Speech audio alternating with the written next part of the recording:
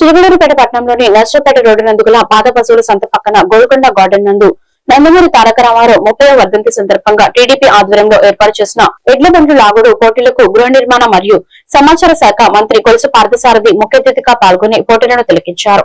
ఈ సందర్భంగా ఆయన మాట్లాడుతూ 2014-19 మధ్య రాష్ట్రంలో పరిపాలన బాగుందని, తర్వాత వచ్చిన వైఎస్ఆర్సీపీ ప్రభుత్వం రాష్ట్ర ప్రజల సమస్యల పట్ల అవగాహన లేక వ్యవస్థలను సర్వనాశనం చేస్తుందని ఆయన అన్నారు. కూటమి ప్రభుత్వంలో రాష్ట్రం అన్ని రకాలుగా అభివృద్ధి జరుగుతుందన్నారు. ప్రతిపక్ష పార్టీలు నేతలు అభివృద్ధిని అడ్డుకొని విషం చిమ్మే పనిలో ఉన్నారన్నారు.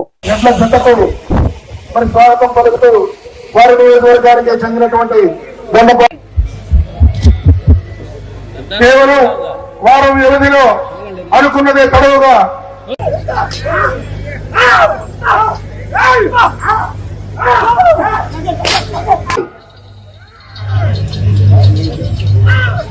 జిల్లా మీకంతా రెడీగా ఉండాలి.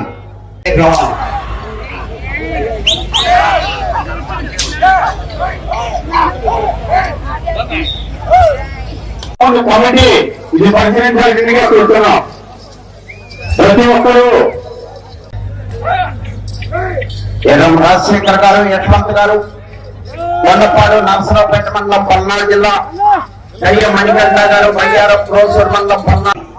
రెండవ స్థానంలో కొనసాగుతున్న సంతకన్నా 1 నిమిషము 48 సెకండ్లు వెనుకంజలో ఉన్నారు.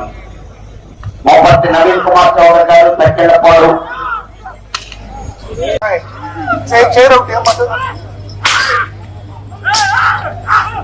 న్యూ కేటగిరీ విభాగానికి పేర్లు నమోదు చేసుకుని రాదీయటం, న్యూ కేటగిరీ విభాగానికి కూడా ప్రదర్శన నిర్వహించడం జరుగుతుంది.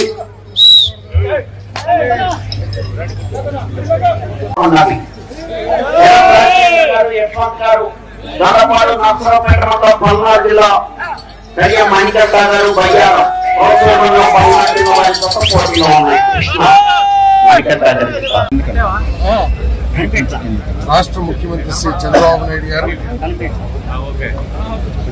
భవిష్యత్తులో రైతులకి సమస్య లేకుండా ఉండే కార్యక్రమాలని ఈరోజు చేస్తారని చెప్పేసి మనం చేస్తాం. పోలవరం ప్రాజెక్ట్ ఈ రాష్ట్రానికి లైఫ్ లైన్ అని చెప్పేసి మెయిన్ గా ఈ తరం రాజకీయ నాయకులు కాదు, మా ముందు తరం రాజకీయ నాయకులు కూడా దానికోసం పోరాటాలు చేశారు. కృష్ణ, గుంటూరు, ఈస్ట్ వెస్ట్ రైతులందరూ కూడా. మరి 73వ రౌండ్ 900 అడుగుల దూరాన్ని 3 నిమిషముల 50 సెకండ్లో పూర్తి చేయడం జరిగింది. 5వ స్థానంలో కొనసాగుతున్న జత కన్నా 2 సెకండ్లు వెనుకంజలో ఉన్నది.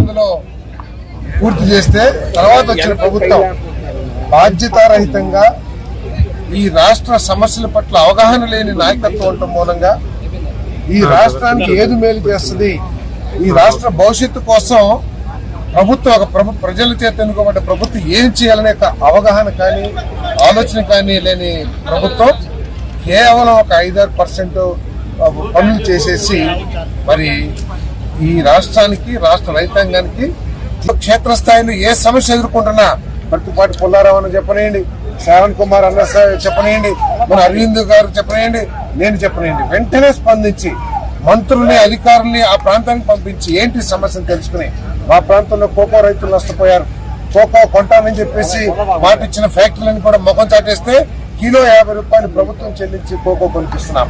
అదేవిధంగా మీరు వెయ్యండి పంట అని చెప్పేసి బ్లాక్ బెర్రీ అవన్నీ కూడా పొగాకు పంటను ఏపిస్తే ఈ రోజు ఆ కంపెనీలను కూడా ముఖం చాటేసి మరి రైతులకు అన్యాయం చేస్తే మరి 20,2 కోట్ల కిలోలు మరి పొగాకు కొనే కార్యక్రమం చేస్తా ఉన్నాం.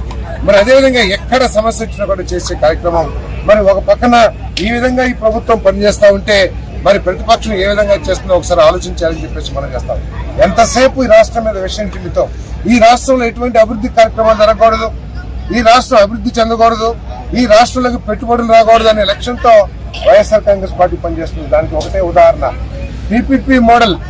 ఎక్కడ పక్షం ప్రతిపక్షం హోదా లేకపోయినా వైఎస్ఆర్ కాంగ్రెస్ పార్టీ విద్వేషాలు రెచ్చగొడుతూ ఈ రాష్ట్ర అభివృద్ధి మీద, రాష్ట్రం మీద విషం చిమ్మితో ఏదైతే కార్యక్రమాలు చేస్తున్నారో ప్రజలందరూ కూడా గమనించాలి. ఈ రాష్ట్ర భవిష్యత్తు దృష్టిలో పెట్టుకొని చెప్పేసి మనం చేస్తాం.